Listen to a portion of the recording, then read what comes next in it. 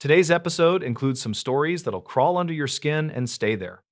But before we get started, if you're a fan of the strange, dark, and mysterious delivered in story format, then welcome, because that's all we do and we upload every day. So if that's something you're into, please volunteer to walk the like button's dog. Then, halfway through, just drop the leash and whisper, "You're free now." Before we begin, tell me, where are you listening from and what time is it there? Also, subscribe and turn on all notifications so you don't miss our daily uploads. Okay, let's begin. What happened inside the tunnel changed him forever. It starts with first snow over the Cheat River, late November, year 2011. The kind of ash-colored flurry that only sticks where the mountain keeps its shade. Down in the cut, where an old railroad spur once ran through Brushy Mountain, there's a brick-lined tunnel that still breathes iron and limestone like it never retired. Locals know. Places like that are older than whatever story you brought with you. The man who walked in that night was 38-year-old Thayer Mott. 2 years home from a blistering overseas contract where dawn came with a buzzer and the heat tried to erase you daily. Back in West Virginia, he did county roads, cones, culverts, sleeves, rolled exactly the way your grandfather approves of. Off the clock, he carried radios for fun, listened to the weather net the way other men listened to baseball. Thayer lived alone in a small cottage that apologized every winter for one window that never sealed right. And he had a rule: write things down and the world behaves, at least for a while. At exactly 1950, by a cheap, luminous watch whose hands never lied, Thayer stepped into the Brushy portal. He'd told Dispatch Lenox Vale that he'd walk the right-of-way from Brushy to Quarry, check drains, note a small rock slide from last week, headlamp, warm white, a spare in his pocket because batteries lie. He descended the stone throat. Brick arched overhead, ballast underfoot, old rails long since lifted clean for quick money. He kept to the shoulder, counted steps, scraped slate from the crown with the toe of his boot, and wrote little facts on a card because little facts keep the big ones honest. 50 steps. The foot sound changed dry to damp. The tunnel sound, river on stone, temperature wind, steady drips settled around him. And then at 2012, something new slid in beside him. Not ahead, not behind, beside. A girl's voice. Not echo, not machine. A child's cadence without the child's confidence. First a rising vowel like someone tuning their courage. Then a single word delivered with precise hope. Thayer. Tuklo. He did not answer. In Monongahela County, rule number 1 for deep places is simple. When the dark learns your proper name, do not answer. The voice tried again. Thayer. A tiny clatter shoe to bottle somewhere along the brick. A little grit slithered down the wall. Thayer laid his left palm flat to the tunnel to tell his nerves where his body ended, lifted his radio with his right, and went bureaucratic on purpose. County Mott, Brushy Tunnel, on foot, moving west. I have a voice event.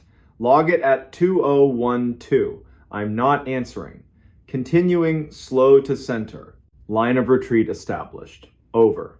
Lennox came back with the calm you hear from storm spotters who've seen it all. Copy voice event. Keep that lamp honest.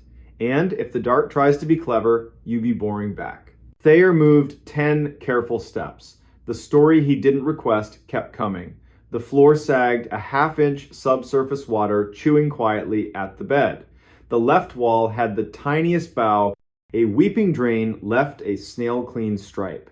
He crouched, touched the wet, tasted iron and cold limestone, flagged it, kept going. The voice shadowed him, not obedient, but parallel. Third try, it used the weapon, it had his name, and then added a confession. Even worse in a tunnel. I followed the light and I can't find it now. The hiss after the last consonant, tears. He pictured a dozen real kids from a dozen real houses. He ignored every single picture. He reached the midpoint. Roof resonance turned musical, air more stone than river, that weird acoustic almost song round spaces get. He let the headlamp rest on his boots and counted his heart twice. That's when the tunnel itself changed its mind. A long, deep breath in the brick. A liquid rush underfoot like a drain clearing its throat after months. And from far ahead, one hollow knock as if wood tapped wood in a place with no wood. County, he said evenly. New sounds, water movement under bed. I don't love the word void, so I won't use it, but the floor is considering options. I'm heading quarry side and will hold. Over. 10 minutes into that retreat, the brick made a quiet, serious sound. Only people who've been around masonry hear mortar unlatching. He shot the lamp up. A hair-fine seam ran lengthwise across the crown, like a hand-drawn horizon. He didn't run, he left.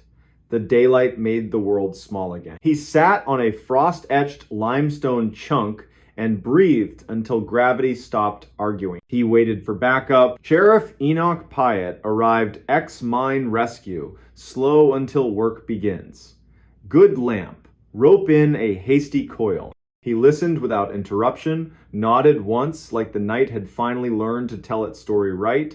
They went in together. Pyatt pushed a broader beam holes live where danger sits. The seam was worse. 3 bricks down, the line dropped like a child slipping while holding hands. Then the voice returned. Not Thayer this time. One word that made both men remember there was a ridge above them and an even bigger sky above that. Daddy. Pyatt went to one knee, palm on brick, like you calm an old dog. He didn't answer the voice. He addressed the wall. We're not breaking you tonight. No names. We'll bring math, shoring, and bored people who'd rather argue football than be brave. A small clatter. 30 paces ahead, standing water, a foam cup with a crescent bite drifting, ripples walking out, dying polite. They backed. They called in 2 volunteers with timbers and wedges. Inside, they propped either side of the seam so Goodwood could talk to bad ideas. Denied, the voice grew patient in a nasty way, humming, please, measuring consciences, waiting for a slip. Pyatt looked at the crew, head out. To Thayer, your report will say we stayed for the welfare check, left for structural reasons. The other reason they didn't say, the seam and the voice had begun to sound like the same thing. The county fenced Brushy indefinitely, which translated means permanently. Teenagers found new holes. Grown men found other ways to leave their lives for an hour. Thayer went back to culverts and shoulders and the safe ache of good work. But the tunnel wasn't done with him. January brought gray armor to the river, wind to the sycamores, and a call from the county, meet Hobie Kress at the quarry side. Hobie was a snowshoe happy content guy who posted reverent videos in places that do not want influencers. He'd filmed himself stepping 5 feet inside the arch and dusting snow off his hat like he was blessing it. The county wanted a conversation, not cuffs. Against his will, Thayer liked Hobie. Clean cut, the smile of a man forgiven by the world for 30 years. Thayer said, the brick is tired, the river is mean, the air is not your friend. For once, Hobie listened. Then Hobie said something that wiped the smirk off. Fate. Thought I heard a kid in there. Thayer asked, what did she say? Hobie blinked, just my name. So Thayer started stopping by the portal after supper. Not to be a hero, to be a witness. Some nights need witnesses. Late February, year 2012. Thaw hit too fast. The valley filled with water's angry negotiations. 2 a.m. The volunteer chief blows the horn. Pyatt calls Thayer the kind of hour you don't justify your choice of company. At Brushy, the fence lay meek in briars. The tunnel exhaled a runner's breath. They set a line, moved to Mark 3, and stopped, floor sound wrong. Pyatt's ankles, calibrated by years, said, Hollow wants a friend.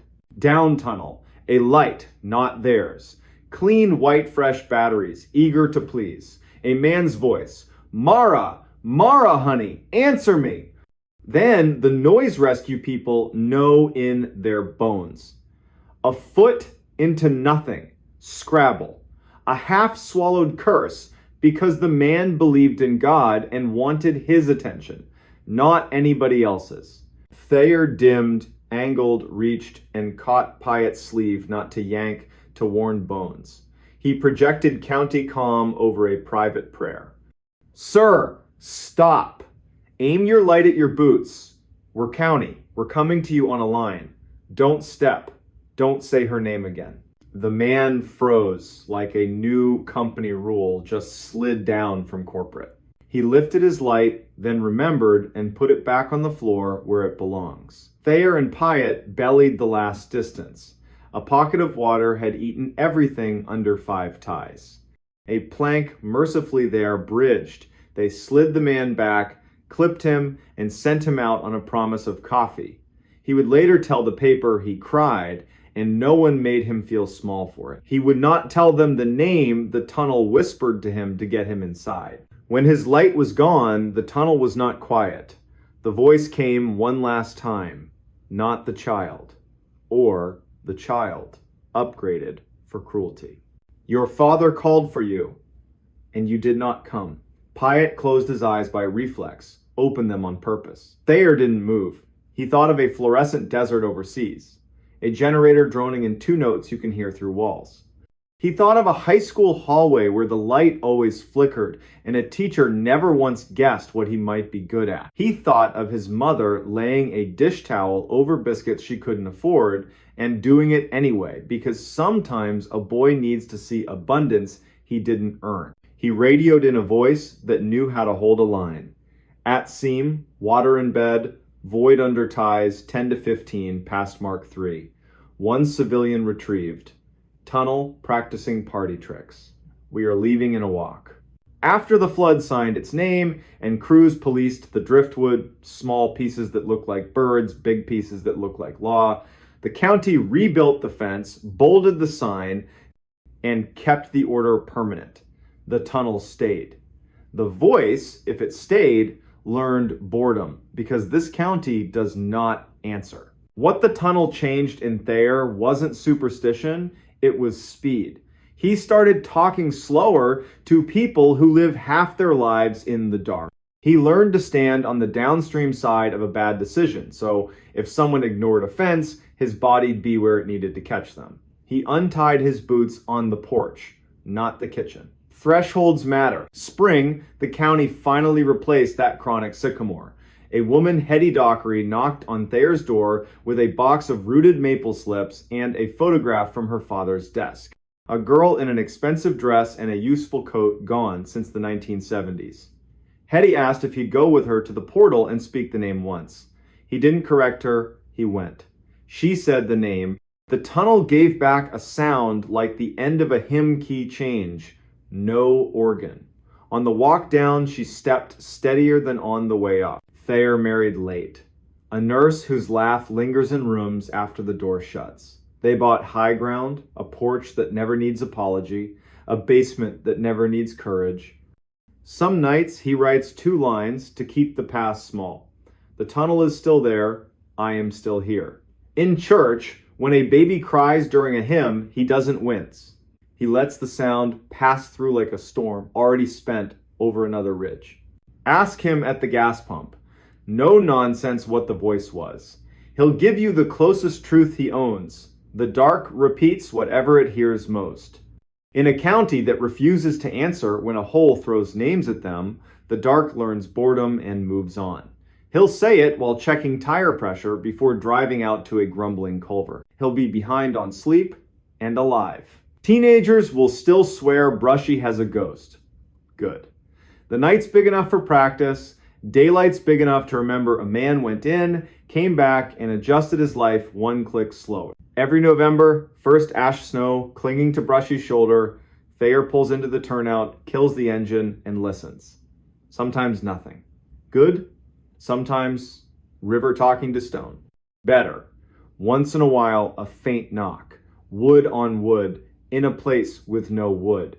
He does the thing that saved him in the tunnel and saves him in living rooms and hospital corridors where grief learns to smoke. He doesn't answer. He breathes. He makes the world small. He turns the key and drives to the next address, where a drain needs to remember what a drain is. What happened inside that tunnel did change him into the kind of man who practices slow, decent caution. Rope in the truck, second lamp in the pocket, habit of calling the county when a night grows teeth, and taped to the fridge, written in words, not numbers, a simple instruction for the people he loves on some future windy night when the siding is practicing scales. If you hear your name from a place that cannot love you, do not answer. Count to 20, call me. Count to 20 again, I'm on my way. The park ranger who found something he shouldn't have. In 2019, on a wind-bitten Wednesday in late February, deep in the Texas desert where the land is so wide it makes your chest feel small, a park ranger found something he was never supposed to find. It did not glow, it did not scream, it just hummed soft enough to doubt, old enough to be dangerous, and patient enough to wait 40 years for the right set of hands. Before we begin, tell me, where are you listening from and what time is it there? Big Bend National Park wears weather like a personality. That morning, the sky was the color of porcelain right before a storm, and the first wind rolled over the flats like a bad thought, hard, dry, and full of grit. The Chisos Mountains sat on the horizon like a deep bruise. Somewhere far off, a diesel engine turned in its sleep. A red-tailed hawk hung motionless over the river road, and the river itself stayed out of sight, the way a secret keeps itself out of your mouth. Not gone, just waiting. Kier Halden had the early shift. He pulled his green and white truck off a rough two-track and killed the engine. He left the last mechanical sound of the day right there in the silence and listened.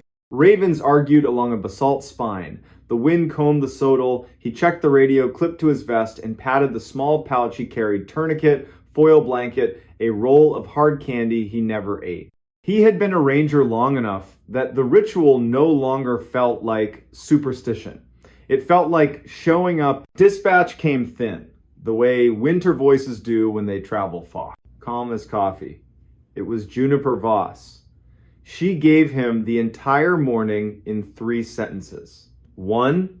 A couple was overdue on the outer mountain loop, slow but stubborn, last seen at dawn yesterday. 2. Border Patrol wanted eyes on a footpath out near the Santa Elena sector, something about boot prints clipping along with deer tracks. 3. The odd thing. An alarm squawked from an old USGS box no one had keyed in for years. The unit was the kind that used to sunbathe on a little solar panel and gossip to Washington about rainfall or tiny quakes or numbers that made people in ties feel like they understood the desert. Not a priority. Just weird. Copy your list, Kier said. I'll check the footpath first, then swing by the USGS thing if light holds. Keep the overdue loop hikers in my pocket. If they hit a wall, they'll beg your radio before noon. Juniper warmed. Appreciate it, Kier. Una's in Panther Junction, and she's listening. She wants a call the second that antique turns out to be anything other than a rattlesnake condo. Also, hold on to your hat. This wind eats. My hat and I have an agreement, he said, smiling into the windshield. Then he shifted into 4 high and idled the last 1/8 of a mile.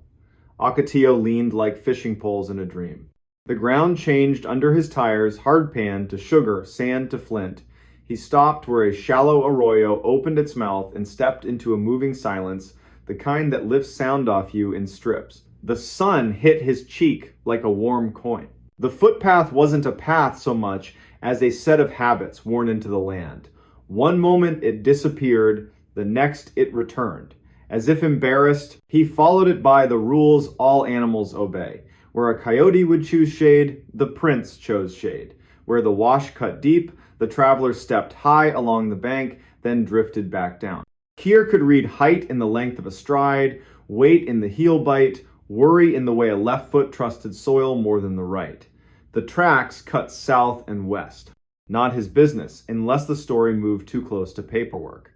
He gave the arroyo an honest hour, then turned toward a low ridge where the old stone shows its hand. The USGS unit sat where Juniper said it would, half hidden in shin oak.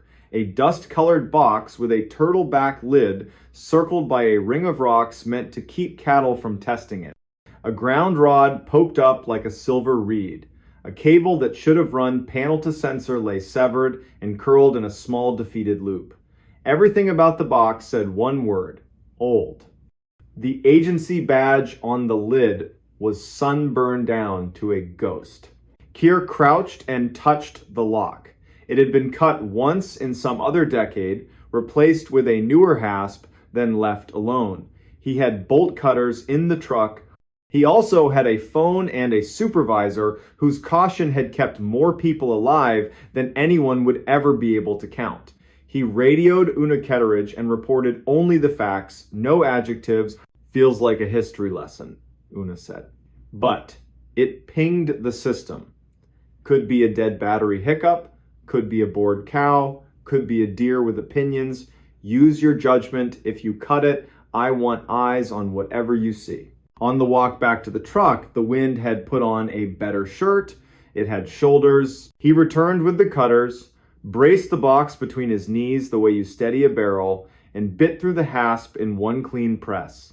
The lid lifted, reluctantly, seal hiss, a sigh. Inside, a spray of sand in a neat gray well. At the bottom, dry as the moon, sat a metal cylinder the size of a coffee can, strapped in place. A conduit ran out of sight underground, snug, official. On the cylinder, a hand-etched label slept under yellowed tape. Lechuguilla Array, Node C, date July 1976. Keir didn't say anything out loud. Lechuguilla is a cave in New Mexico, days to the north, in a world underground, but the word tastes like limestone and men with carbide lamps. He snapped a photo, sent it to Una, and waited. The wind set a hand on the oaks and took it back. Una returned with a name, Harlan Sevier, at USGS. He says that's a shock sensor, not seismic. They use them at the tail end of certain tests to see if anything rattled. He also says if you'll be a saint and bring the cylinder here, their archivist will buy him dinner if it's got the word Lechuguilla on it. Happy to fund your stake, Keir said. One more look before I break the strap. He slid a hand along the cylinder. The metal felt cool, as if the sun hadn't mattered to it. His fingertips found a folded paper tucked under the strap. He pinched it free. A field, tag time, weather, who to blame. The ink had softened but held. The name on the tag wasn't one he knew. Ivar Cade. Below the name, replace node C if hum persists. Call Rourke. Keir sent a photo of the tag. This time, Una took longer to answer. When she did, her tone changed the temperature of the room he was standing in. Rourke Delmont used to be a deputy in Terlingua, she said, retired to a house outside Marathon with too many cats and a ham radio. If his number still exists, Juniper will find it under the paper nobody ever looks under. Bring the cylinder. I'll have Juniper patch you through when she digs him out. Before lifting the cylinder, Keir did one more thing. He leaned down, put his ear near the well, and held his breath the way EMT school teaches you to make a room go quiet. He heard exactly what anyone would expect to hear. Nothing. Or, if you wanted to be honest with yourself, the faintest, straightest suggestion of something metallic remembering its job.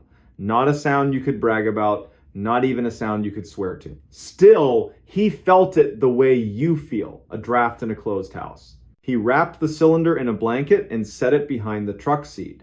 The wind decided they were partners now. On the drive to Panther Junction, he kept his hands loose on the wheel while his brain ran two lanes, one labeled hikers, one labeled hum. The radio whispered, then cleared. Juniper. And then another voice riding in on her line, dry, amused, patient, like a man people invite to funerals because he won't make it about himself. You found something that used to pay my salary, the man said. Rourke Delmont, please tell me you didn't open anything that says do not open. I don't drive after lunch. Keir told him the story from the top. Rourke told one back. It started in the 1970s when men wore ties into the field and ended when people stopped writing months out longhand. The short version, at the end of a certain era, a few hush-hush pieces of gear got planted in places they didn't belong and then forgotten when one team assumed another team would clean up. It wasn't sinister, it was human. Drawers are easier to open than to close. Ivarcade, Rourke said, trying the name on his tongue. He was a tinkerer, listened to ground like it had opinions. He had this thing about humming. Said if a box hums, you treat it like a street dog, no sudden moves. Stop when it stops. Sounds like his note. If you get that cylinder into your office and crack it, and something inside looks like it wants to be played on an old machine, call me back and let me be foolish one more time. I promise, Keir said, because men who talk like Rourke do not ask for many promises. Panther Junction did its lunch hour ballet as Keir rolled in. High schoolers in borrowed hats argued about which loop had a better spring. A sunburned couple congratulated themselves for picking the Vista Trail instead of the tree trail. Una met Keir at the side door and walked him down the coffee and dust hallway to a small room she called the museum, because if she didn't love it, it would have become a closet.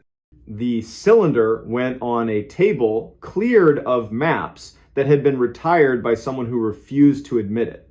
They did it by the book. Photos first, as if the object had a lawyer. Gloves next. The strap had baked into one long sigh. It gave when asked. Under the lid was not a riddle. It was a spool of quarter-inch tape, wound neat, the kind that used to carry voices and now mostly carries nostalgia. Una didn't rout politely. Rourke, it's your foolish day. He promised 15 minutes and made it in 12. He looked like the part of Texas that doesn't apologize, pearl snap shirt, jaw that only meets a barber when forced. He carried his machine under his arm like a hymn book someone kept by the bed. He set it on the table with gentle authority. I kept one, he said, in case my cousin wants to hear his band from 1983 and pretend it matters. Let's hope the belts haven't turned to spaghetti. They threaded the tape, slow, careful. The tape looked good. Old, yes, but not brittle. Una closed the smoked lid with both hands. Rourke pressed play. The machine thought, then did the thing it was born to do. Sound came. Not music. Space. The kind of wind you only hear inside a square room where corners argue. Beneath the wind, metal ticked, cooling, settling. A voice tested a frequency and lost interest. Silence held its breath too long and then broke in two. A different voice, young, certain read a time and a barometric pressure, and then ducked his head like he was embarrassed. Minutes walked by and refused to hurry. Keir forgot he was standing. Una leaned without leaning. Juniper appeared in the doorway and didn't cross it. Around minute 11 or 12, voices started coming in more often, short barks of men in sun stupor. They tossed numbers back and forth. Then the numbers stopped, and something in the room with them tried to take the speaking away. Do you hear that? The young voice said, pleased and uneasy at the same time. That's the hum. It's not in the wires. It's under me. Rourke leaned in. The belts made a private adjustment. A long, thin sound slid up under everything, like someone dragging the flat of a blade across piano wire. You could hear the tape hesitate, then pull itself together and keep going. There was more jokes about coffee that wasn't a man saying lunch like it was a destination. The young, certain voice, again, not yet, and later, now. At the very end, after the leader flapped and the machine hiccuped, there came 3 small knocks. Tap, tap, tap. Could have been anything, metal cooling, a knee against a table leg, but the kind of anything that sticks. No one spoke for a while after the reel stopped. Una found 2 mugs. Juniper poured from the thermos she kept for not really emergencies. Rourke lifted the spool with both hands like it was a plate his grandmother would notice if he chipped. What exactly did we just hear? Juniper asked, finally, not demanding an answer. Somebody hitting the sensor lid? A can rolling across the floor? Why do three little taps make three people look at each other like we just heard a prayer said backwards? Rourke answered the tape. If Cade wrote that tag, and if the wind outside doesn't mind me being honest, I'd guess he heard something he decided was not wind, not gear, and not cattle. If he thought it was a hum, he would do what he always preached. He'd keep his mouth shut, he'd count. He'd refuse to answer. He taught me that when we worked a roadside call box that wouldn't stop ringing on its own. Juniper smirked a little. Do we have to file a report that uses the word haunting? We have to file one that uses the word found, Una said. Maybe returned. Anything else lives with time. The day pushed back into its chores. Rourke took the tape to his truck and swore he wouldn't play it for anyone who owed him money. Keir signed the chain of custody with a flourish just exaggerated enough for Juniper to roll her eyes and accuse him of showing off. Then he stepped back into a heat that had moved one shade higher. He still had the overdue hikers in his pocket. The river would throw a cold ribbon across their route. The front would stand up and try again by dawn. 2 hours later, he found them under a cottonwood, unhurt and mad at themselves, like all healthy overdues. The man's name was Corliss, which made Keir like him for no reason. The woman's name was Mylene, which made him like her for matching. They had underestimated the sun for the 500th time in human history. Keir gave them water, changed the rhythm of his sentences so they could cover their pride, and walked them back with a conversation about birds that let everyone keep the day. By the time he signed off from Juniper, the sky had turned the color of a bruise willing to heal. He drove to his little place outside Study Butte and sat on the step with his off-duty radio playing a baseball score under a song. An insect flung itself against the porch light, learned nothing, and decided to live anyway.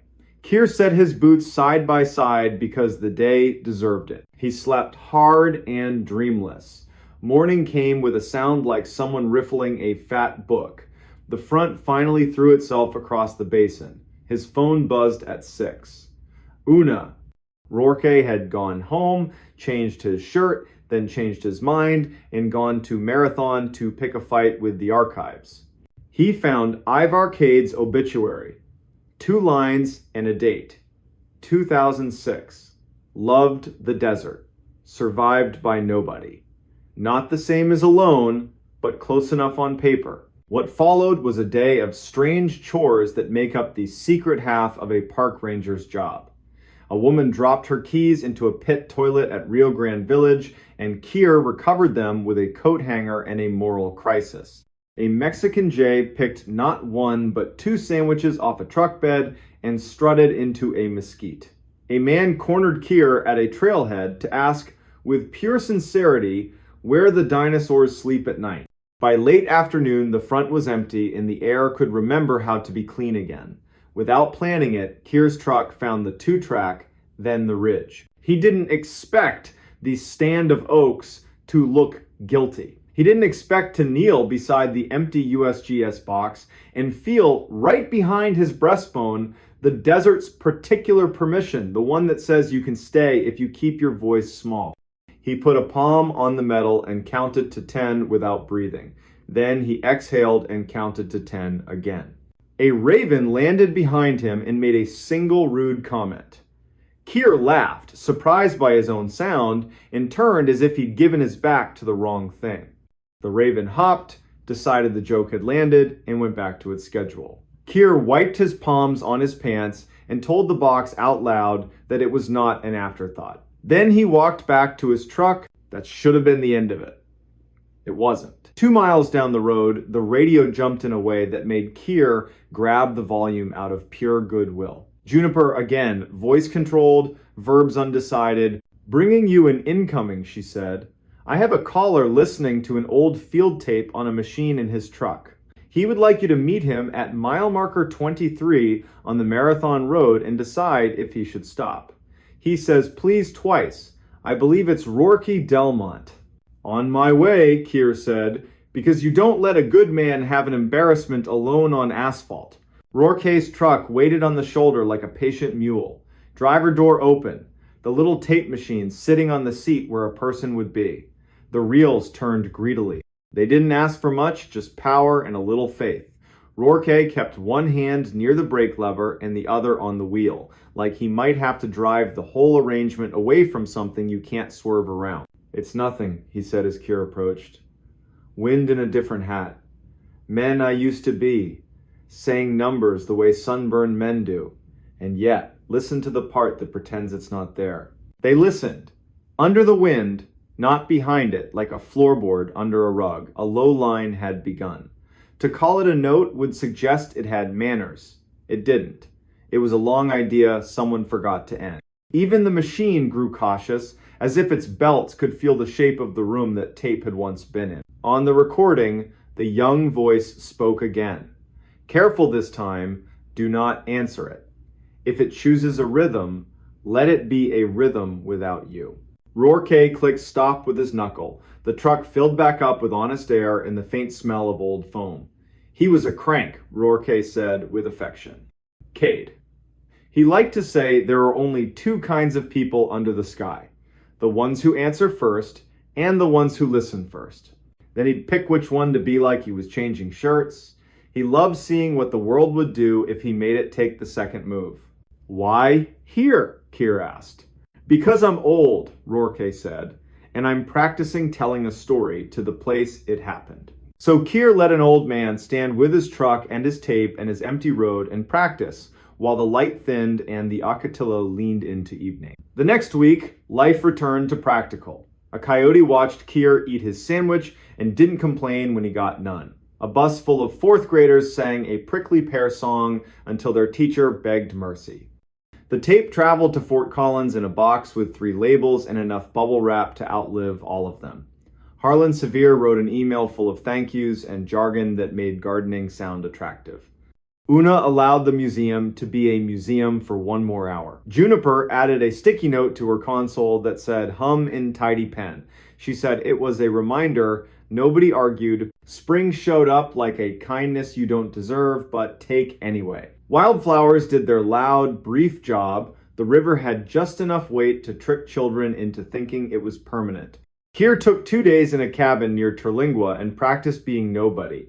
He woke once with a name in his mouth that wasn't his and laughed at the rafters for the body's weird tricks when the mind is too full of story. Late April brought a letter to Panther Junction on paper that believed in itself.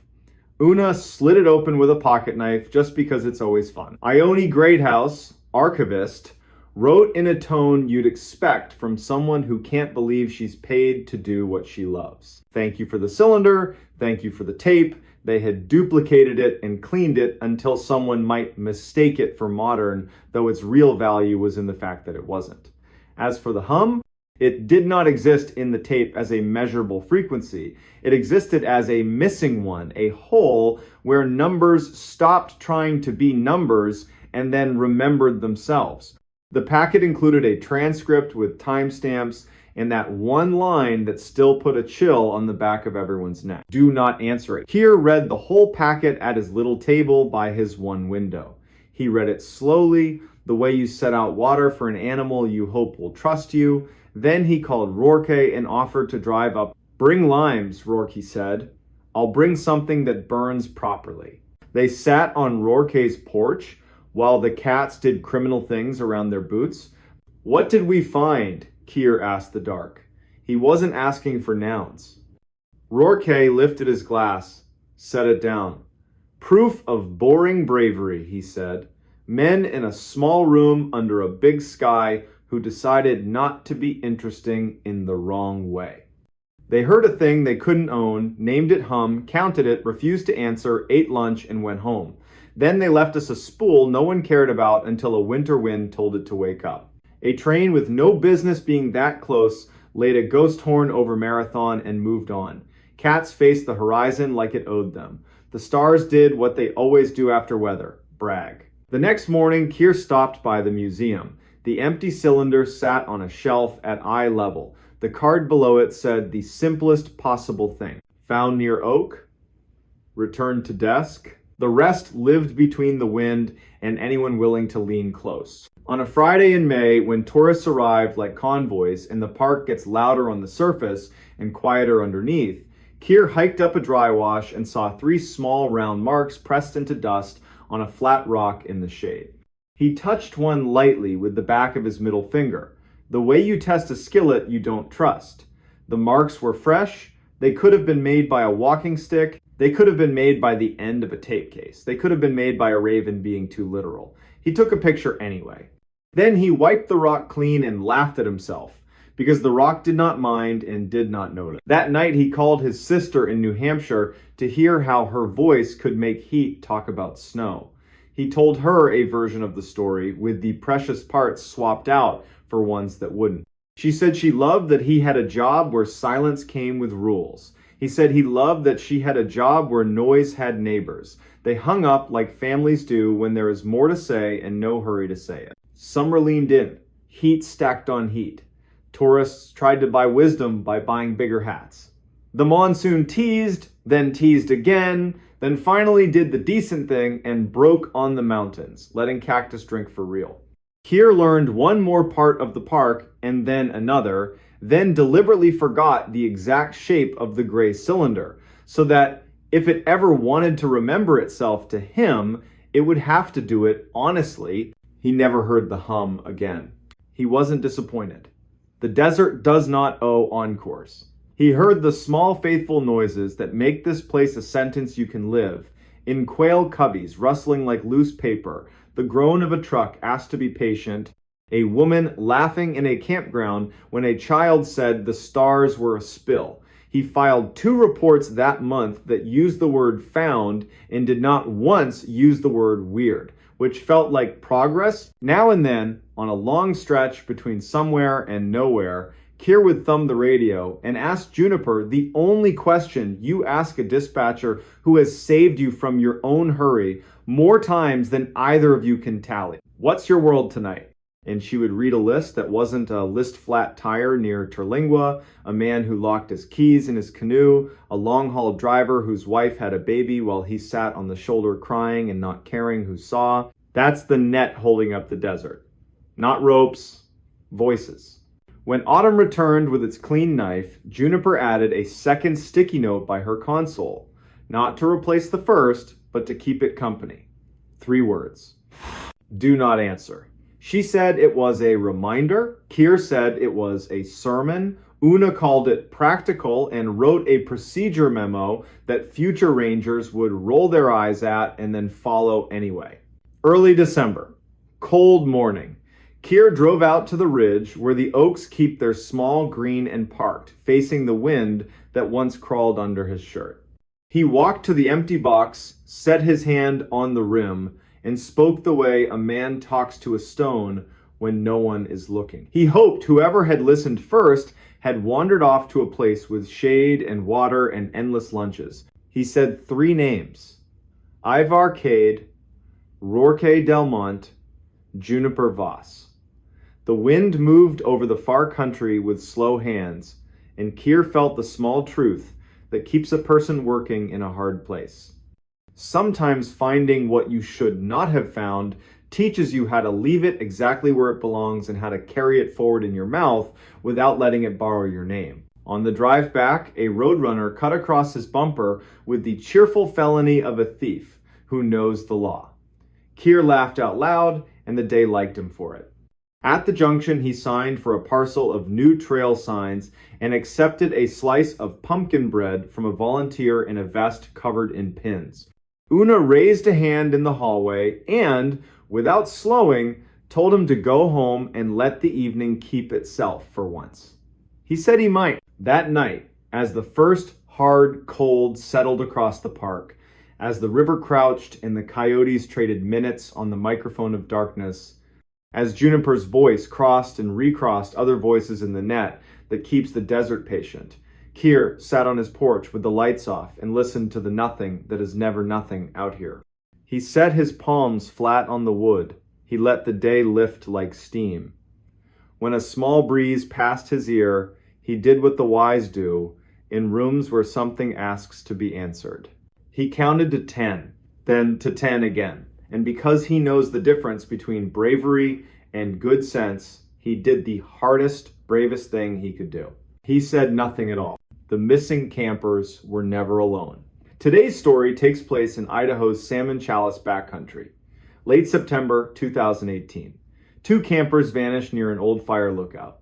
Search teams go in, radios crackle, dogs work. Then a voice in the timber starts saying one of their names. And the rule out there, the one they don't put on maps, is simple. If a voice calls your name and there isn't a mouth you can see, you don't answer. Sunday night. Rain falling in thin ropes, polite but insistent. The granite smells like a coin. Weekend traffic bleeds east. In Shoup, the cafe lights go down. The river keeps its sentence. On the 3rd floor of the county building in Salmon, under humming fluorescence, dispatcher Kaya Merritt settles a headset and sips from a chipped mug. 41, good at hearing the difference between wind on a mic and fear in a throat. At 21:47, the primary line rings a childlike rhythm. Kaya picks up a careful male voice. I need to report 2 overdue campers, my cousins. I'm next to their truck at the Loon Creek turnoff. The camp host told me to call before I get brave. Kaya goes methodical. Names, Ivor Doss, 42. Lena Doss, 38. Boise people. Left yesterday with a light kit and ridiculous amount of jerky. Destination, ridge by the old Jarvie lookout. They brought a radio. They also brought stubbornness. Stay with the truck, Kaya says. Do not step into timber. Coordinates go into the form twice, clean. Deputy Roland Knapp, 39, a face that makes people tell the truth by accident, drops a cup of stew and starts his hour-long drive. Ranger Nick Salcedo checks in from a cabin near Panther Creek. Patient voice. Knows where people make their first wrong decision. By 22:40, red and blue lights lay themselves across wet trunks at Loon Creek. The blue Ford is locked. A map inside is soaked, still readable in a bleeding wet. Camp host materializes. The pair planned the ridge, backed in for an early exit. Rain's coming, he'd warned. Rain brings the air alive, they'd said. Nick slides the map onto the tailgate. A penciled circle on the ridge. A dotted line up the wrong drainage, then corrected like a man who doesn't like admitting guesses. Beside the circle, Lena's neat list. Stove, coffee, headlamp, prayer. Time matters, Nick says. No volunteer conga line onto wet granite at midnight. Cousin stays with the deputy. We do this steady. At 1, they find the camp the way you sometimes do. Ghost of a new fire ring, a tiny cairn somebody couldn't resist. A boot print Rain is trying to steal. 2 sets. Walking together. Roland Marks calls it brings them back. Morning plan gets written like an anchor. Kaya works the night like a loom. Tracks down Lena's sister in Meridian, leaves a message that is compassion twice and panic never. Calls in a K-9 team ode to the county. In her log, she writes 5 quiet words only she will see. Do not answer a name. Dawn. Cloud lifts, leaving diamonds on every needle. 15 people drink black coffee at a folding table. Nix runs a finger over the map and splits the country into sectors. He adds the rule, the one you only hear from people who have earned your trust. If you hear a name and there's no visible mouth, lock eyes with your buddy, say their name, make them say yours. Do not answer anything from timber, not even if it uses your song. A new kid raises a hand. Is that folklore or a line I can put in a report? It's how you get home for lunch, Nix says. Teams move out with that respectful, quiet September pines demand. Dogs in bright vests quarter the slope. One line takes the spine, another slides into a black burn, snags like busted metronomes. Thayer, the cousin who made the call, walks with Deputy Knapp, not because he should, but because men who wait at trucks break in slow ways. At 9:19, a dog gives a small bark. I found your idea, not yet your person. Handler Ione Taggart slips among ferns and retrieves a rolled shirt under a low lodgepole limb. Damp collar. Tiny stitched L. Bag. Tag. Ritual keeps hearts from shouting. 10:52. A voice calls a name. Thin through timber, left of the draw, where a baby creek is deciding what to be. Lena. 2 syllables shaped like someone speaking into a scarf. Sounds like Ivor. Except Ivor's voice usually laughs at the edges. This one doesn't. It says her name and waits like a bridge. Nix lifts a hand. Heads swivel. Everyone refines a face. Thayer. Thayer. Roland. The voice tries again. Help. A dog bristles, then thinks better of it. Wind turns the voice into a trick. Now above, now behind, now whispering from the leaves at their boots. Lena. Roland plants a ribbon and a thyme on a larch and draws an arrow fatter than the rest. We don't answer, he says, calm enough to steady the world. We mark and move. By noon, sun saws through the cloud and turns steam into foxfire. Teams reset. Dogs drink in wide licks. The medic truck ladles sugar into paper cups. Kaya slides each bead of the day onto a string, times, places, and a line that means more than the paper can hold. Voice saying, Lena. No face. Afternoon, a different kind of luck. Farspur team finds a neat cone stack beside a rock scratch.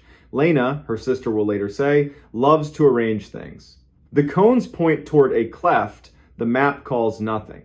Old guys at the cafe used to call it buzzard slot. At 16:31, they find Ivor. He's on his back, one leg crooked the wrong way, eyes open to the sky like he's willing to believe in it. Lips split white with thirst. He makes a sound that's half apology, half joy. We stayed on the spine, dropped too fast, rain shoved us into a bad shelter. We heard the lookout radio from the valley, the weather loop, thought it was a truck, followed it, found no truck. Then we heard Lena's name, my voice saying it, but not mine. I didn't answer. That's why I'm still here. Where's Lena? Nix asks from the edge of the circle. Went to water, said she'd follow a trail of tin cans and bad jokes back to me. Left a cone pile every 30 steps. Then the voice said my name, like her mouth. I said hers once, too soft for the trees to catch. After that, I held my tongue. She's been gone since just before sunup. 17:54. They find Lena. 10 minutes east, 2 pitches up, tucked into a granite room. One hand on a ledge like she meant to pull herself into another day, and paused here. Cold, not lost. Shy pulse. Hairline cut with the head's usual drama. Jerky pouch, empty. Pockets full of gravel, her attempt at a breadcrumb trail in a place that only Prince would stone. Wind keeps the helicopter on a leash, so they burrito the pair in foil, wool, and intention. Move them by patient inches. Dogs trot with tails up, doing what dogs were born to do. Ivor talks about coffee like a religion. Lena says river like a baptism. On the tailgate under a county floodlight, lines running into arms, Lena gets her question to work. The voice, she tells Nix, it said his name. It came from the wrong place, above, behind, under my feet. I didn't answer. I counted to 50, then 50 again. Sat on my hands so they wouldn't lift like a trained dog. I just repeated your rule. Find a face. Say a name you can see. People get hurt up here when they answer a mouth that doesn't have their best in mind. You did right. Thayer. Because brains want drawers to push fear into we were never alone, were we? Lena gives a small, tilted smile. That's mountains for you. You're with wind. With water. With old decisions other people made and left hanging in the trees. We borrowed theirs. Wind behaves. Helicopter drops in. Medics step out with faces that make mothers cry from relief alone. They pack the dosses like a wedding dress into a trunk and lift. A scrub pine below the ridge, bows, releases, bows again. After midnight, Kaya types the sentence that chased her all day. The missing campers were never alone. She knows it's not a checkbox. She puts it in anyway. The weeks after, the valley chews it. In diners, it was echo. On lifts, radio bounce. In coveralls, catamount. Brain mirrors. And then, quieter. The one sentence that matters. If you hear your name in timber and there's no mouth in sight, don't answer. A month later, blue sky so clean it feels stolen. The Dosses bring a paper bag to the ranger cabin. Knit hats, plain and practical. On the tag, Lena's neat line for when the wind forgets itself. They sit with Nix and, briefly, Kaya. Words are carefully unimportant. Nix talks burned hills learning green. Ivor describes a mispainted bridge teaching Boise patience. Lena says she now speaks her people's names out loud each morning, not to offer anything to the air, just to remind her mouth what it's for. She adds one small thing, offhand. Counting while it called, I pictured roll call. Teacher calls your name chalk in her hand. You only say here if you can see the chalk. That helped. By next fall, a laminated card shows up on the camp host board at Loon Creek. No sermon, just a rule in rainproof letters. If you're overdue, sit, count, save heat, call only when you see a face. Do not answer the timber. No author. The host denies it, then admits he likes that he would have. Winter lays down thin law. One dawn in a high cabin, a radio unplugged, says a name perfectly. The men grin like at an old joke. They say each other's names and keep making eggs. Sun clears the window. They follow the line they marked in gray light and find a snowmobiler parked like a guy at a bus stop choosing a story. He says, I heard you all night. They say, not us, friend, but we're here now. Years later, at the Shoop Cafe, Sunday closing time, you might hear it slide by. Loggers arguing about draws, a couple practicing their baby's name, somebody at the counter saying, those campers below Jarvie, they weren't alone. Nobody is out there. The hills keep you company, sometimes too well. If you catch Kaya after a shift, headset marks on her face, she won't give you a ghost story. But if you ask what she learned that September, she'll look at the river and say this: listening is work. Names are tools. Home is where you only answer when you can see who's asking. A town can hold itself together with a quiet rule repeated by people not interested in drama. She might even add, very soft, that the missing campers were never alone, and neither are you, if your hands stay steady and your mouth remembers when to keep its strength. Then she'll tip well, step into a night that smells like pine and iron and rain, and head home where a clock mutters forward, a radio sleeps politely, and the mountains lean in, listening like they always do. He followed the voice in the woods. In late November 2016, a small Vermont town quietly changed the rules for how you answer the dark. Friday night. First snow falling like ash over the Black Spruce Tract 160 square miles of public forest that starts just west of Cold Hollow and runs up to a ridge the color of old iron. Wind from the north braided through the needles in one long note that makes decent towns leave porch lights on a little later. Inside the Grange Hall, the fire department fundraiser clattered along. Raffle wheel, paper plates, kids ping-ponging between folding chairs, and one man, Orrin Vale, 39, a union electrician and lifelong night walker, kept glancing at the windows whenever a gust put its hard hands on the glass. Orrin's grandfather taught him to read the woods like a second alphabet. He carried a compass the way other men carry a pocket knife. He knew the low deer paths, the soft saddles between hills, the larch bark smell in thaw. He also knew the old county stories, the ones people tell without leaning in, the ones that move through a place like blood and show up on the skin only when the month turns cold. He knew them and didn't believe them, which his grandfather used to say is the quickest way to trip. At 9:30, the last raffle number got called. A cheer, a whistle under the eaves. Orrin stepped outside to swap boots at his truck. Official reason. Real reason, listen to the night. Sky with that pale pre-storm glow that shows up 5 minutes before the real snow decides to get serious. He tightened his laces, looked beyond the last lit porch at the forest's black shoulder. That's when he heard it. A word as soft as an unfinished thought. Hello! He locked up like an animal when a twig snaps wrong. Then a short laugh at himself, shake it off. Your name is not written in the air.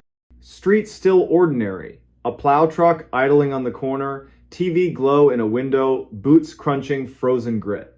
Nobody else stopped. He headed home, head down against the fine sting. At the seam where the last streetlight quits and the road becomes suggestion, the voice returned clearer from the tree line. Oren, truck radio bouncing off metal, teenagers behind the mill, or just the human ear, born to fall in love with the shape of its own name. He didn't speed up, didn't slow down. Turned into his drive, hand on the knob, door opened, and the room, warm, yellow, smelling of dry wood and laundry soap, closed around him like a decision. Tea, boots off, house creaking as it accepted the cold. He told himself he'd imagined it. Then, from past his backyard, down where his fence met the Forest Service boundary, a child laughed and then shushed himself, the laugh of a kid who's won the game and wants to keep the secret. Oren stood so fast the chair legs squealed. He took a big flashlight and his canvas coat, the one with nailhead nicks along the sleeve. Back step, breath in like medicine. The beam cut a clean cone through first skinned snow, birch leaves stuck like coins. Official reason, check the fence. Animals find holes like water. Real reason, follow the voice he said he wouldn't follow. 30 yards to the boundary, then down into the shallow gully where an old logging road becomes a mud stream in spring and a dark ribbon in summer. Tonight, a white seam sewn into black. He stepped over the sagging cedar corner post thing had wanted to retire for years. Stood in the old road. Trees leaned in, not unfriendly, just present. Far, nearer, then in the space between two breaths from nowhere at all. Oren. Over here. Flat. Calm. Spoken by someone who knew he would come. Whoever you are, wrong yard. He said to give his mouth something to do. The wind eased. The light found only clean snow. Here's where the story could have ended. He could have gone inside, called Deputy Thad Lorman, and said the sentence men like him hate. Maybe I'm imagining things. Turn the deadbolt, put the kettle back on, let the weather change the subject. Instead, because his grandfather taught him to meet strangeness with stride, he went forward 2 paces, then 2 more. Good woods do a winter trick. Honest dark makes day colors inside it. Oren walked 100 yards. 200. Counting numbers in his head must match the length of his stride. The road bent, fell, rose. The voice stayed at a leash-length distance. Third bend, a smell he couldn't place. Not smoke, not rot. A peculiar clean copper coins in snow stream under ice where no leaf has fallen. He stopped. The beam trembled once, steadied. I'm turning around, he told the night like a neighbor by trash cans. If you're real, say your name with your mouth. Answer from the left, low and near, made of breath, and something that owed breath nothing. Please. Old story word. No manners, perfect aim.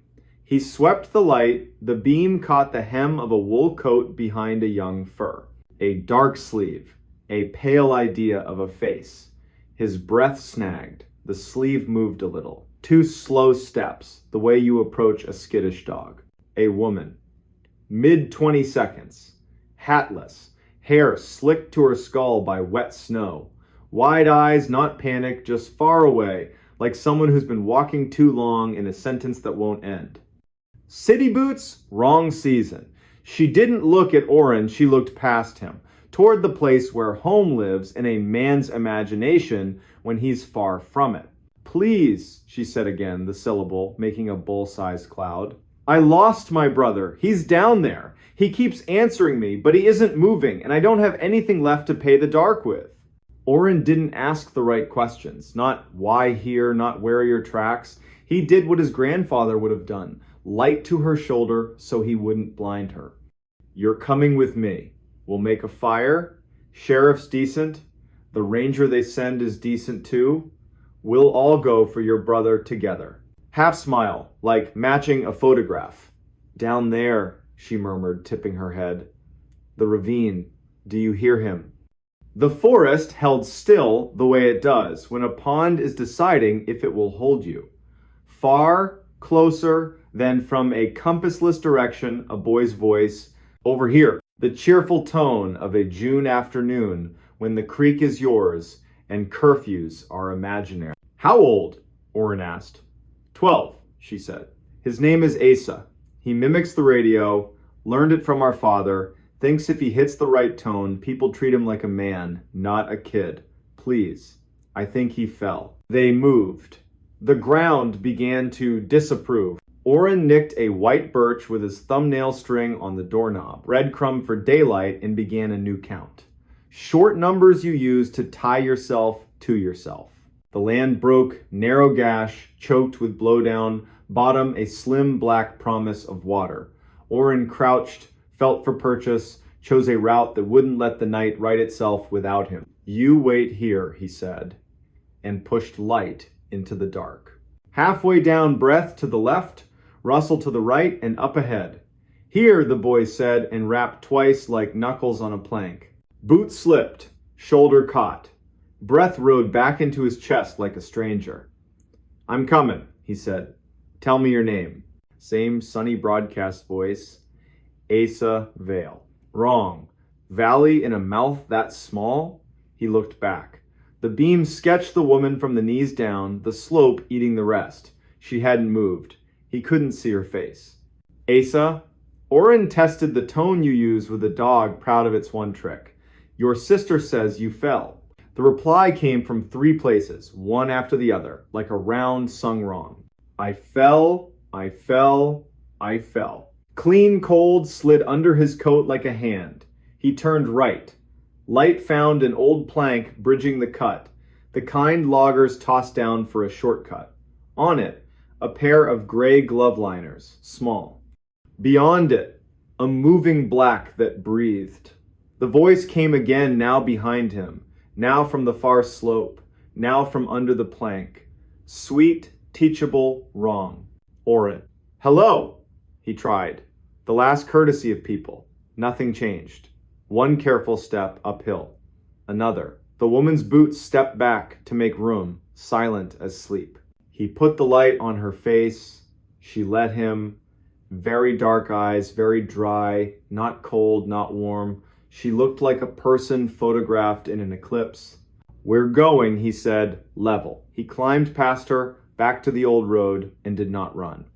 Kept the beam 3 steps ahead, made sure the ground didn't decide to turn trickster. He said soft, the name of his grandfather, the ridge, the stream, the man in town who could fix anything with a coat hanger. That's how men like him pray. The voice followed at the same polite distance, calling his name, then trying other names, one by one, like a radio dial. Mael, Thad. His father's name, the one he hadn't heard aloud in 10 years. Shape, correct. Weight, wrong. The hair on his arms tried to grow a second coat. Fence. He stepped wrong, caught his coat, cursed with relief. The light washed the line. Trees were trees. Night was night. True snow now, steady and adult. On the stoop, from just the other side of the glass, the boy knocked his small knuckles against Orin's name. Please. Inside.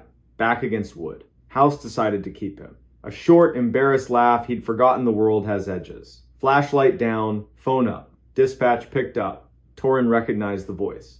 No staircase of questions. Need a courtesy drive-by, Orin said. Something at my north line in the tract. A kid, or not. Send Thad. Tell him I'll stand on the stoop like a fool until his lights hit my fence. Sergeant Thad Lorman came slow, because slow bleeds pressure out of nights like this. The light bar painted the trees blue, red, white, a cheap, honest carnival. Thad listened to Orin tell it with the part of his mouth that jokes about fear and the part that doesn't. He nodded. If it's a kid, we help. If it's not, we're not feeding it names we care about. We wait till morning. Ranger Ilsa Peregrine will bring a map, and that way she has of seeing ground that doesn't want eyes. Orin dozed badly. In a chair, boots on, long light pointed at the back door like a promise. Woke at 3, then 4:30, to the kind of quiet, good towns keep as a favor, to people who worked till midnight. Morning, polite sheet of snow on the yard, no fresh tracks. Dressed for work he wasn't going to do, drank doctor-ordered coffee, met Thad at the fence. Ilsa arrived 10 minutes later with rope and calm. Ilsa Peregrine had the patience of someone who's pulled people out of rivers, trucks, and bad ideas. She let Oren map the night with words, asked 2 questions, had him repeat the glove liners and plank bit. Then we'll walk to your nicked birch and the lip. We won't drop below without more bodies and a line. We'll bring a bell. We will not call names into the ravine. We won't teach the woods our voices. Do what I do. They walked the old road like a small procession, remarking only on the practical downed limb, slick spot, this looks fine and isn't. At the birch, she saw the thumbnail nick and gave him a coin small nod. At the lip, she set a glove down, put her ear over the edge, listened like a nurse, eyes closed a moment. When she opened them, nothing in them was darker, but something inside had locked its door. The bell, she said. Thad, stand back, palms open.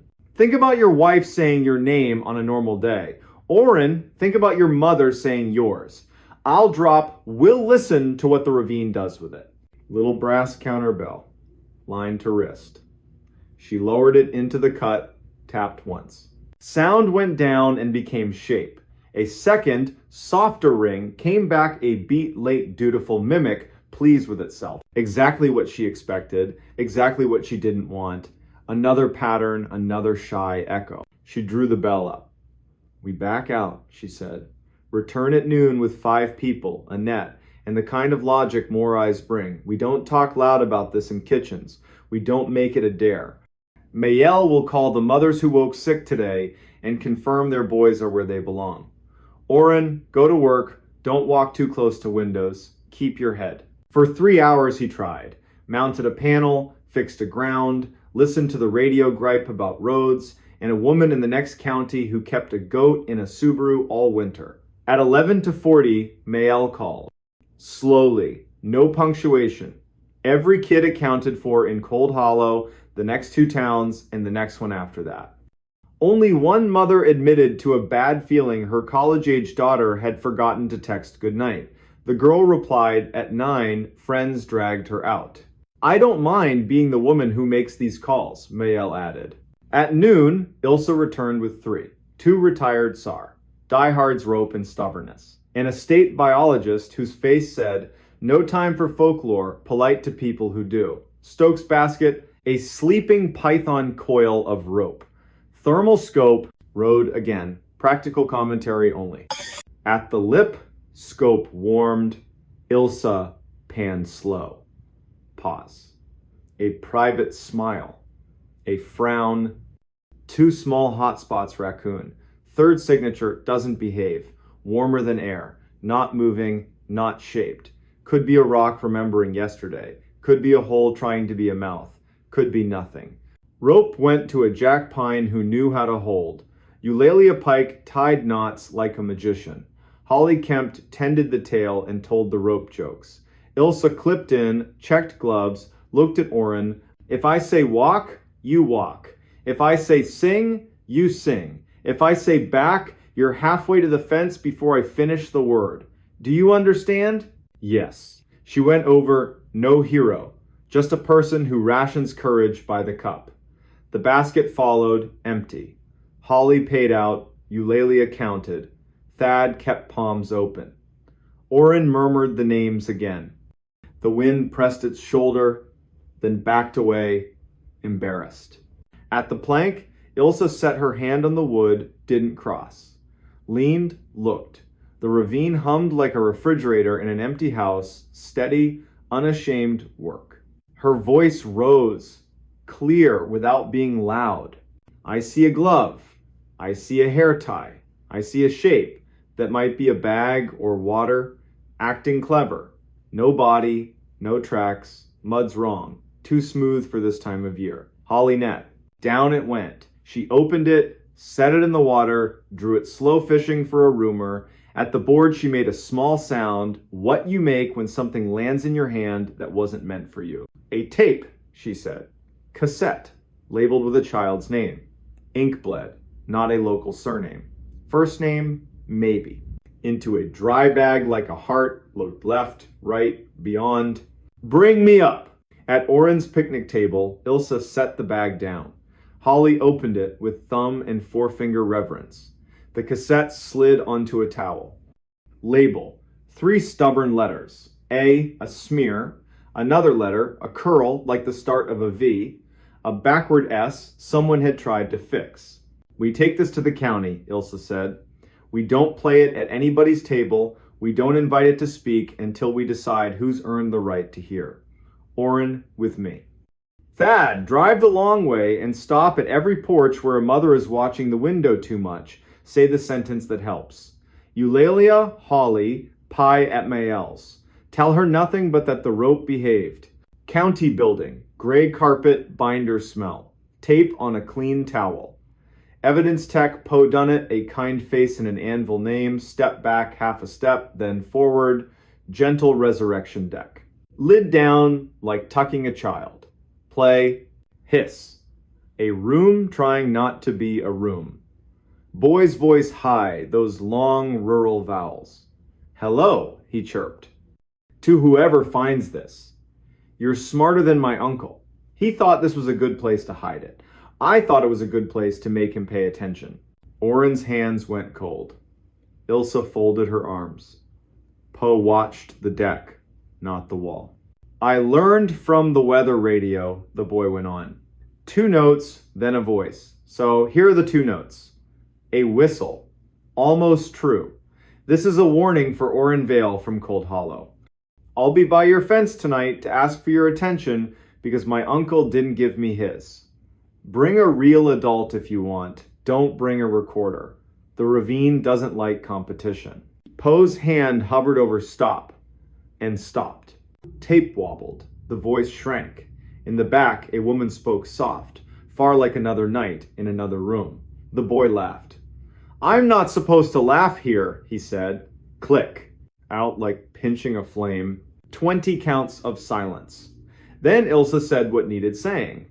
Someone taught a child to mimic the radio and throw it like a stone. Someone told a story to the wrong head and let that head go walking with it into a night. A tape fell into a ravine where water thinks about voices.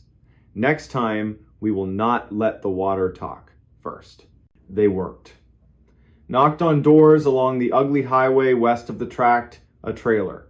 A man who wouldn't answer until Ilsa said please the way a daughter does to a stubborn father. He opened.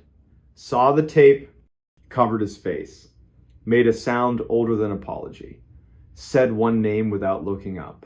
Asa had been 12 inches, 2006. His mother believed something that charged interest. His uncle believed in nothing but tricks. Asa memorized the weather radio panel like a prayer, used it for jokes, then defense, then art. He threw his voice into dark to see if the dark would throw it back. It did. One November night, he walked to the ravine to show the dark. He didn't come home. The uncle told no one, managed grief like a secret, called it clever. It was cowardice. They found a hair tie. 2 glove liners. In spring, when the ravine surrendered its slow winter work, a shoe with its lace still tied, and 1 small clean bone. They wrote what the report allowed. No spectacle, no feeding the woods names it hadn't earned. For a week, Oren stood by his fence each night. Didn't call, didn't answer. Stood. Trees did the old work. Wind chose other halls. Once, very late, when the stars dropped their light lower, a voice from somewhere between branch and ground said his name without hunger. Oren, like ticking off a list, he said nothing back, let air, cold, and needles speak over him. Went inside, boots by the door, slept without dreams. That winter, from Route 2, the tract looks like any black wall with silver on it. It is any forest. It will let you in if you bring a good map and let you out if you bring better friends. It will listen to anything you say, repeat very little. If you ever stand on a porch in first snow and something at the tree line uses your name, you'll do what Cold Hollow learned after Oren Vale followed a voice once and decided not to. Again, go inside, put water on with her big. Call the person whose job is rope. Don't teach the night the words daylight will need. There are always voices in woods where wind earns its wages. Some are weather, some are water under ice. Some are branch and bird wearing a rhythm our heads mistake for language because language is the rhythm we gotta reach each other. And some are something else, a debt you pay by sitting still while the professionals work. If you must say anything to the dark, keep it brief and ordinary. Say your street, say your name the way you learned it when you were honest. Then say the one true sentence, Ranger Ilsa Peregrine gave this town to keep like a matchbox in a drawer. We are not answering you, we are not leaving you, we are coming back with more people and better light. She answered the wrong knock at midnight. In the winter of 2018, the town of Bethel, Maine wore its silence like armor. Tuesday night, late January. New snow laid out in neat ribs along every curb where the plows had already passed. Porch lights glowed the color of weak tea. From the river came a long inhale that never quite exhale. Inside a narrow blue house on Vernon Street, a lamp threw a warm circle across a kitchen table. A single watch ticked on a hook by the pantry, steady, polite, unhurried. The owner, Corinne Moreau, stood in wool socks, rinsing the last coffee cup from the adult class she taught on keeping family histories. It was the kind of work that lets a person listen more than talk, and she loved it for that. Her red knit cap sat low, her cheeks were still wind bright from the walk home. A heavy parka steamed on a folding chair.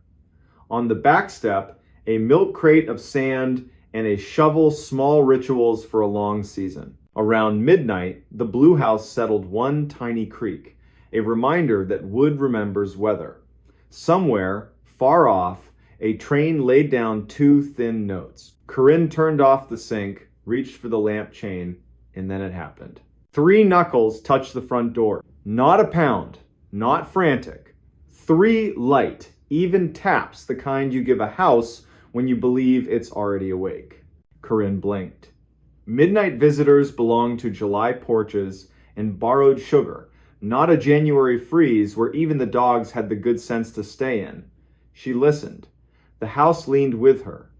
3 more taps, identically spaced, like a metronome living inside whoever stood outside. She took unhurried steps through the dining room, past a braided rug, a shelf of old mill photos, a jar of leftover fir boughs. She stopped 3 feet from the door. Bethel is the sort of town where you can identify a neighbor by the shape of their boot prints. She hadn't heard any prints come up the wooden stairs, but new snow swallows a lot of sins. She set a hand on the chain. Yes, she called level. Who's there? A pause long enough to count to 4. Then a soft, tired voice, young or simply worn out by the night. Sorry, ma'am, I'm looking for the Deans. Wrong house, I think. The Deans live 2 streets over near the school. Mustard clapboard, perennial porch light. Corinne pictured a face gone red with cold and embarrassment. She kept the chain engaged, turned the deadbolt, and cracked the door an inch, then 2. Cold came in like a hand. No one stood there. In the pale coin of her porch light, empty boards, black wet seams where snow was melting on the rail, the faint hiss of flakes falling without wind. The street lay smooth and unwalked, a quilt. She lifted her eyes. Nothing moved. Hello, she said. I heard you. I can help you find the Deans. Silence. Something in her, something practical and sharp, disliked the game. She shortened the chain 1 link and eased the door shut. 3 more taps. Not at the door, at the living room window. Light, quick, like a sparrow asking to be let in. Corinne pivoted, left the front door on its chain, crossed to the dark window, and clicked on the lamp. In the glass, she saw her own reflection, cap low, mouth set. Outside, a blank yard, lilac bushes and white shoulders, no prints pushing toward the house. Behind her, the chain made a tiny metallic sigh, as if the door had settled. Corinne wasn't a fearful woman, she was a list maker. Lists fix chaos. If there's a problem in Bethel, somebody has a phone number for it. She reached for her mobile, found it under a magazine, and let the screen light her cheek. She considered reasons. A teen dare, a drunk apology, a stranger embarrassed to need help. She flipped the light to flashlight and went back to the door to test the chain.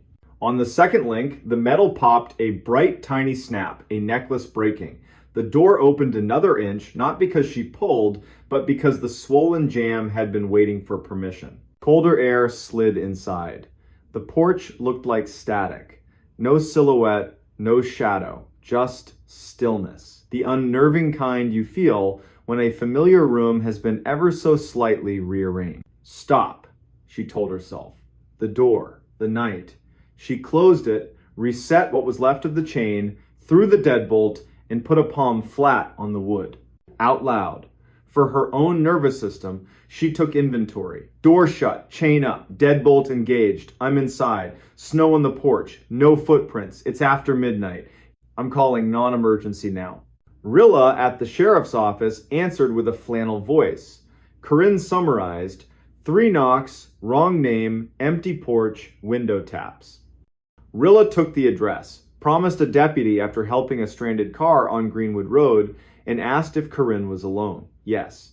Then, do not open again for anyone you can't see and greet through glass. Understood, Corinne said, and said Rilla's name back to her, because names make long nights shorter. She switched off the hall light and watched her street from the living room window. Across the way, the blue house was dark. Miss Doyen had gone to Lewiston for the week. A camper sagged under a tarp. Farther down, the broker's wire reindeer still stood in their thin fur coats. Snow hushed everything. The heater sighed and fell silent. Shadows stretched, then tightened. Her reflection in the window became a stranger standing too close. She looked at the doormat, no melt. The rail, no hand. A soft shuffle at the back door. She didn't flinch. She moved by plan. The back door had a small square of frosted glass. Anyone became a blur behind it. Corinne set her fingertips on the wood. Deputy? She called, letting the word do some work. If that's you, please speak. The shuffle paused, then nudged left, where the sand crate Saturday. Plastic tapped softly, like a toe on a toy. Fox? Curious neighbor? Someone deciding whether to be decent? A thin snake of cold slid under the gap and wrapped her ankles. She saw herself, from above, a woman in wool socks coaxing her house into staying brave. Please, a voice said, but not from outside, from the dark phone in her hand, a live line hollowness. Please, can you help me? Wrong house. Wrong number. I have the wrong number. She woke the screen. No incoming call, only her outgoing to the sheriff. She set the phone on the counter like it was an egg she didn't want to crack and realized her mouth had gone dry. A glass of water steadied her hands. Her teeth clicked the rim. Small, human, ordinary. The back door knocked again. Not gentle now. 3 careful, even raps with weight behind them. The doorknob twitched, tested, stopped. Headlights washed Vernon Street with white bars. A cruiser idled. A brown-jacketed shape stepped into her porch light and raised a hand. Corinne's whole body let go. Deputy K. Bourdain, tired, decent, stood in snow-dusted eyebrows and a hat that had seen winters before this one. Evening, ma'am. You called about a knock? She told it straight. The taps. The wrong name. The empty porch. The window. The back door. The voice on a silent phone. He didn't smirk. He did the quiet arithmetic of a person paid to stand between strangers and the night. He asked to walk the perimeter. She waved him on. His beam skimmed low, the way you do when you care about tracks more than drama, he murmured to his radio. When he came back, cuffs whitened. He shook his head once. Not a print, he said. Doormat stone cold. New powder should have told on anyone coming up your steps. If they were here, they were careful or weightless. It read like a joke, it didn't feel like one. He thumbed the snap chain like a jeweler. Old metal. January is mean to things that work hard. He left a card. If it happens again, call, don't open.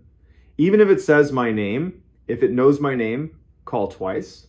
He drove off with the small promises that keep small towns upright. Corinne reset the door, stood by the window until the glass grew warm under the lamp, placed the broken link on the table, and said the deputy's name out loud.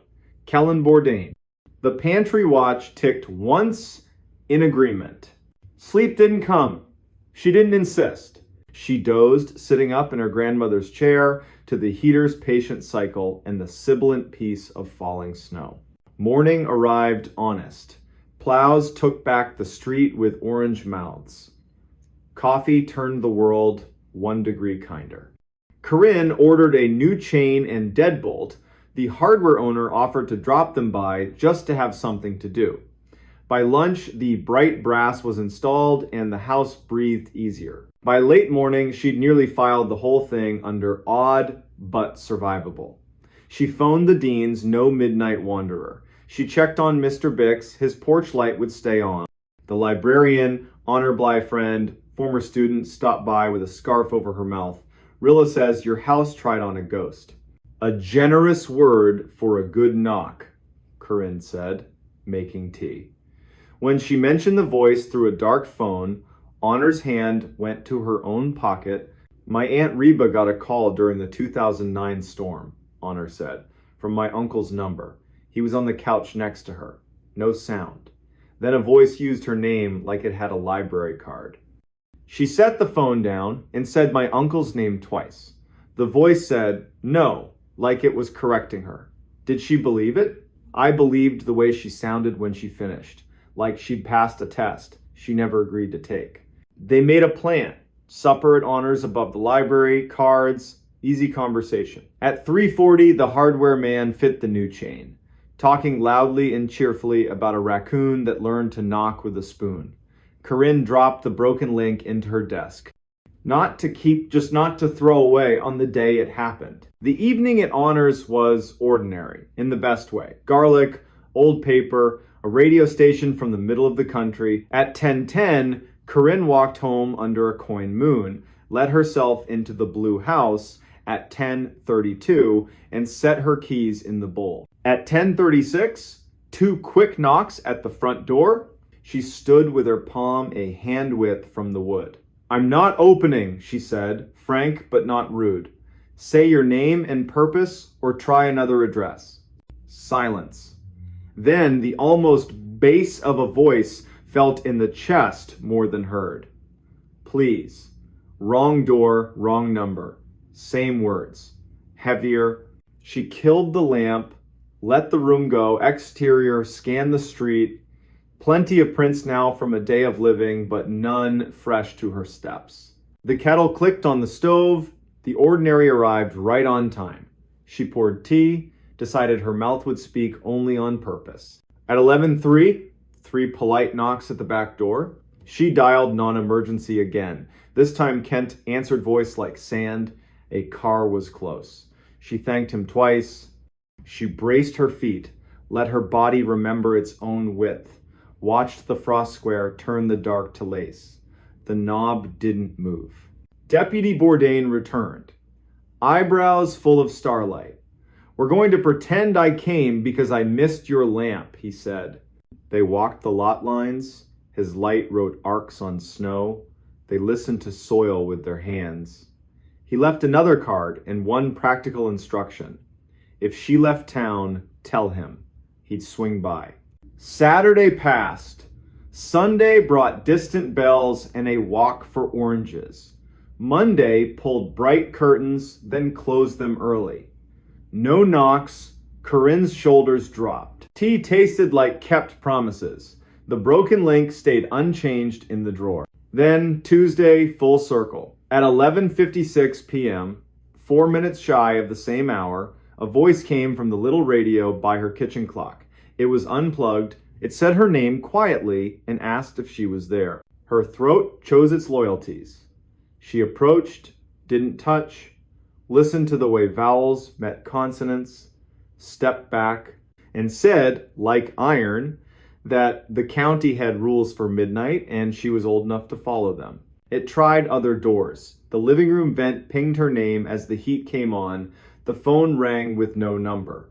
The dead doorbell found its resurrection. Each time the voice asked for a person, not a favor, it tried town names like Keys, Miss Doyon, Mr. Bix, Honor, Rilla. It even tried Kellen Bourdain, as if it had learned the card in her hand. She smiled despite herself. Deputy, she corrected the air. Not tonight. She let the tea go cold. She laid no hand on any handle. She apologized for nothing, not even her stubbornness. At 3 minutes past midnight, she felt it lose interest. The house exhaled. The radio remembered it was a radio. Air moved room to room with nothing to ask. Corinne set the kettle once more, carried a mug to the window, and stood until her reflection looked like a person whose name had been kept safe. Then she slept like someone had tucked a quilt around the town. Over the next week, stories salted Bethel. A woman on North Road heard a screen door open and close for nobody. A late dog walker heard tapping on stop signs like a patient hammer. The mail carrier heard her name from a garage and almost answered before remembering what day it was. No one was dragged into snow. Locks held. People learned one sentence and used it when darkness stood close. Not tonight, not this house. When the river loosened and the sun laid a silver road across it, Corinne and Honor watched the water tell itself a story. They ate pie at the diner and called fine what it was victory. On the way home, Corinne passed the dean's mustard house and thought of that first polite voice. She detoured, set a gloved hand on their rail, and said their name into the wood, a practice she'd adopted, give places back their proper nouns.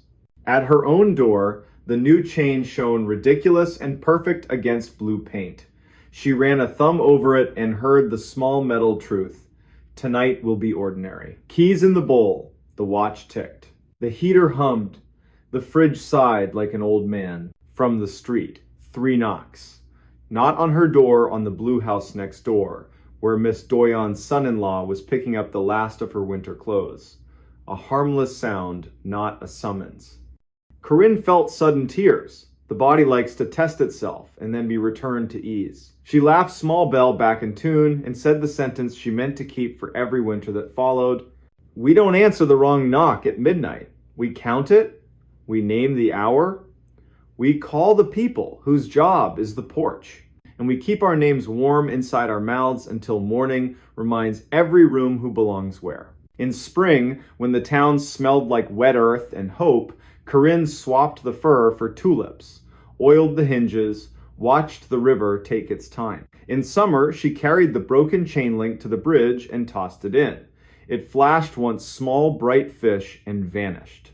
She stayed to listen to the water write its own sentences, wearing the quiet expression of someone who had been invited to a test, had closed the door gently, and had chosen again to stay.